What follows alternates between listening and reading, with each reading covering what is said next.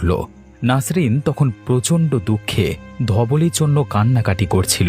হঠাৎ করে তার স্বামীর এরকম উদ্ভ্রান্ত অবস্থা দেখে প্রচণ্ড ভয় পেয়ে জিজ্ঞাসা করল, কি হলো? কি হলোটা কি তোমার? তুমি এরকম ভয় পেয়ে আছো কেন? শিয়াল কুকুরে তাড়া করেছে নাকি? জিন, আমাকে জিনে তাড়া করেছে, বাঁচাও। কি পাগলের মতো বকছো বলো তো তুমি? তোমার কি মাথা খারাপ হয়ে গেছে নাকি? একে ধবলি মারা গেছে বলে মনটা আমার একদম ভালো নেই, তার উপর তুমি আমাকে ভয় দেখাচ্ছ। আমি ভয় দেখাইনি গো, সত্যি বলছি, জিন আমাকে তাড়া করেছে।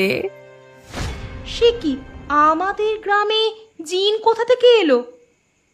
এই সময় বাইরে থেকে খনা গলায় কে যেন বলে উঠল, তুই যতই চেষ্টা করিস না কেন, আমার হাত থেকে বেঁচে ফিরবার তোর আর কোনো উপায় নেই।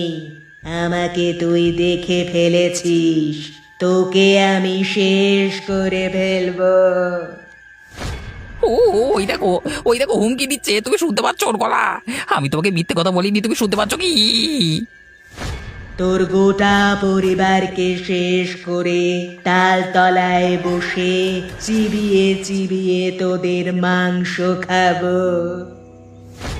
ওগো, ওগো, কি করে এলে গো তুমি? এইভাবে হুমকি দিচ্ছে কেন? কে? কে ও? কে?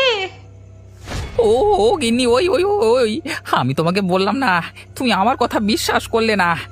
আমাকে দেখতে পেয়ে আমার পিছু পিছু আমার ঘর পর্যন্ত চলে এসেছে। এখন কি হবে বলো তো গিন্নি? আমি এখন কোথায় যাব গিন্নি, কোথায় যাব? এখন আমাদের কি হবে? আমাদের যে এখান থেকে পালিয়ে যেতে হবে। কিন্তু কোথায় পালিয়ে যাব গিন্নি?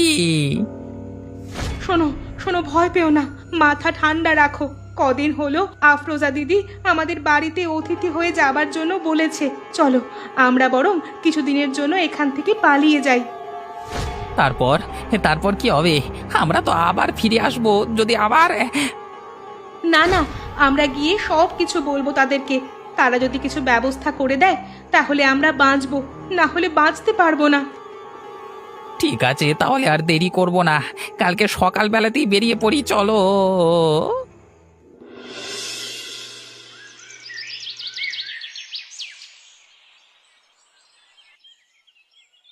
প্রতিদিনের মতো আলামিন একবার করে ভোরবেলায় আব্দুলের বাড়িতে আসে তার কাছে কিছু শিক্ষা নেওয়ার জন্য। চাচা, আমি প্রতিদিন তোমার কাছে আসছি, কিন্তু তুমি আমাকে কিছুই ঠিকমতো শিখিয়ে দিচ্ছ না। ওরে পাগল, সব হবে। তোর বয়স কত রে? জিন ভূত নিয়ে কারবার